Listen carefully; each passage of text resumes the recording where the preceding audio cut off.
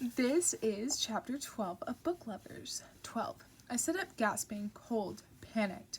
Libby, where is Libby? My eyes zigzag across the room, searching for something grounding. The first rays of sunlight streaming through a window. The sound of pots and pans clacking. The smell of brewing coffee drifting through the door. I'm in the cottage. It's okay. She's here. She's okay. At home when I'm anxious, I cycle. I need a boost of energy. I cycle. When I need to knock myself out, I cycle. When I can't focus, I cycle. Here, running is my only option. I dress quietly, pull on my muddy sneakers, and creep down the stairs to sneak out into the cold morning. I shiver as I cross the foggy meadow, picking up my pace at the woods. I leap over a gnarled root, then thunder across the footbridge that arcs over the creek. My throat starts to burn, but the fear is still chasing me. Maybe it's being here, feeling so far away from Mom. Or maybe it's spending so much time with Libby, but something is bringing me back to all those things I try not to think about. It feels like there's poison inside of me. No matter how hard I run, I can't burn through it. For once, I wish I could cry, but I can't. I haven't since the morning of the funeral. I pick up my pace. I found him, Libby squeals, running into the bathroom as I'm trying to coax my curtain bangs into submission against the express wishes of the unrelenting humidity. She thrusts her phone towards me, and I squint at the headshot of an attractive man with short, chocolatey hair and gray eyes. He's wearing a down vest over a plaid shirt and gazing across a foggy lake. Over his picture is Blake, 36. Libby, I shriek, realization dawning. Why the hell are you on a dating app? I'm not, she says. You are. I am definitely not, I say. I made an account for you, she says. It's a new app, very marriage-minded. I mean, it's called Marriage of Minds. Mom, I say. The acronym for the app is MOM. Sometimes I worry about the severe lack of warning bells in your brain, Libby. Blake is an avid fisherman who's unsure if he wants kids, she says. He's a teacher and a night owl like you, and extremely physically active. She's not hitting on him. I snatch the phone and read for myself. Libby, it says here he's looking for a down-to-earth woman who doesn't mind spending her Saturdays cheering for the Tar Heels. You don't need someone exactly like you, sissy, Libby says gently. You need someone who appreciates you. I mean, you obviously don't need anyone, period, but you deserve someone who understands how special you are. Or at least someone who can give you a low-pressure night out. She's looking at me now with that hopeful Libby look of hers.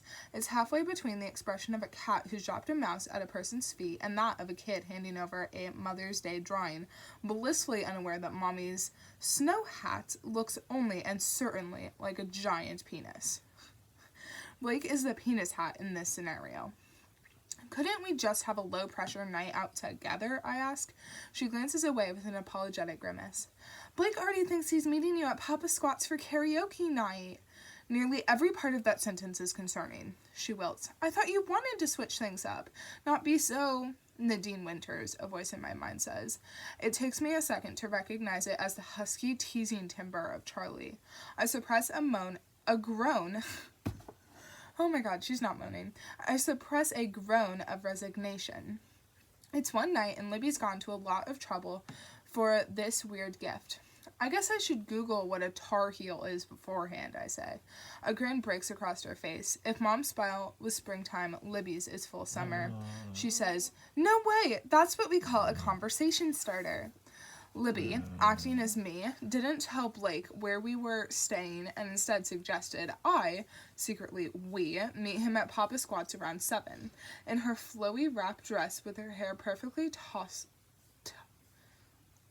tousled and pink gloss smudged across her lips, you'd think she had something better to do than nurse a soda and lime while watching me from across the bar, but she seems perfectly excited for the underwhelming night ahead. Normally, I'd arrive to a date early, but we're operating on Libby's timeline and thus arrived 10 minutes late. Outside the front door, she stops me by the elbow. We should go in separately, so he doesn't know we're together. Right, I say.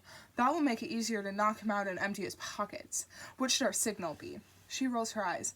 I will go in first. I'll scope him out and make sure he's not carrying a sword or wearing a giant pinstriped vest or doing close-up magic for strangers. Basically, that he's none of the 4 horsemen of the apocalypse. Do not bite! Jesus, sorry. I'll text you when it's safe to come in. 40 seconds after she slips inside, she sends me a thumbs up and I follow. It's hotter in Papa Squat's than it is outside, probably because it's packed. The crowd is drunkenly singing Sweet Home Alabama around. Stop!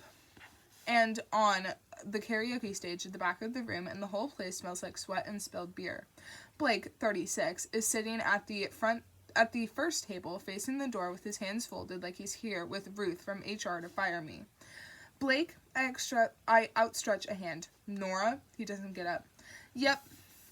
You look different than your picture, he replies. Haircut, I say, taking my seat, hand unshaken. You didn't say how tall you were in your profile, he says. This from a man who listed himself as 6 feet and an inch, but can't be taller than 5'9" unless he's wearing stilts under this table.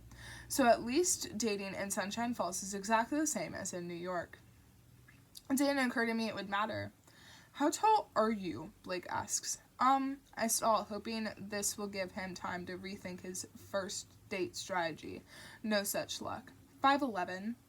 Are you a model? He says this hopefully like the right answer could excuse a multitude of height-related sins. This is, of course, the misconception that straight men universally love tall, thin women. Being such a woman, I can debunk this. Many men are too insecure to date a tall woman. Many of those who aren't are assholes looking for a trophy. It has less to do with attraction than status, which is only effective if the tall person is a model. If you're dating someone taller than you and she's a model, then you must be hot and interesting. If you're dating someone taller than you and she's a literary agent, cue the jokes about her wearing your balls on a silver necklace. On the bright side, at least Blake, 36, isn't asking about, what size are your shoes? His face is pinched as if in pain. Same, Blake. Same. What are you thinking? I say. Alcohol? Alcohol sounds good. The waitress approaches, and before she can get a word out, I say, 2 very large gin martinis, please. She must see the familiar signs of first date misery on me because she skips her welcome speech, nods, and virtually sprints to put in our order. I don't drink, Blake says. No worries, I say. I'll drink yours. Back by the pool table, Libby grins and flashes 2 thumbs up.